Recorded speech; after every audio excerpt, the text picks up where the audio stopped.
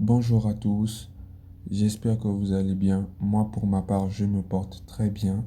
Alors sans plus tarder, générique. Alors pour cette première vidéo, nous allons parler des élections présidentielles au Congo-Brazzaville. Alors, comme vous le savez, le Congo-Brazzaville est dans sa période préélectorale. Et le moins que l'on puisse dire est que le climat politique est agité. En effet, les différents partis politiques ayant déjà fait le choix de leurs candidats dans l'optique de renverser le pouvoir en place. Avant d'entrer dans le vif du sujet, il est important de contextualiser les choses.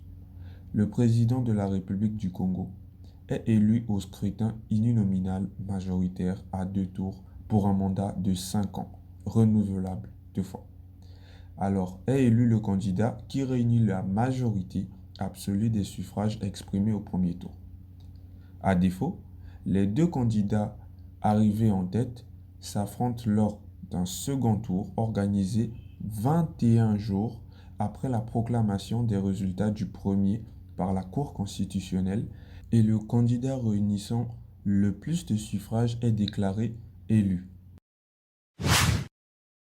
Du côté des candidats à cette élection 2021, nous avons M. Denis Sassou Nguesso, à la fois président sortant et favori aux élections 2021.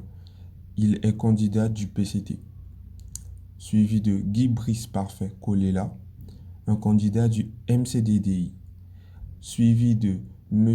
Mathias Nzan, homme politique et banquier congolais.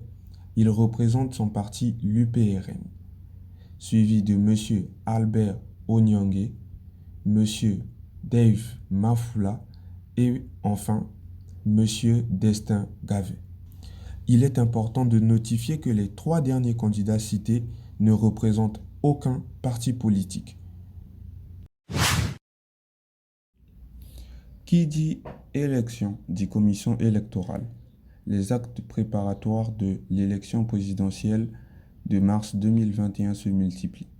Après la nomination très contestée des nouveaux membres de la commission électorale, le gouvernement a annoncé le début de la révision spéciale des listes électorales le jeudi 7 janvier 2021. Mais cette opération divise la classe politique. Étant donné que la nouvelle commission mise en place est constituée majoritairement de personnalités issues d'ethnies nordistes comme le président sortant. Alors, ce qui favoriserait grandement le candidat selon l'opinion publique. Les contestations affluent, notamment par la voix de M. Parfait Kolela, qui parle de fraude et appelle à une transparence dans le scrutin, et certains citoyens parlent même de fraude ou de dictat. Maintenant, la question qui se pose est de savoir qui est le président idéal pour le Congo durant les 5 prochaines années.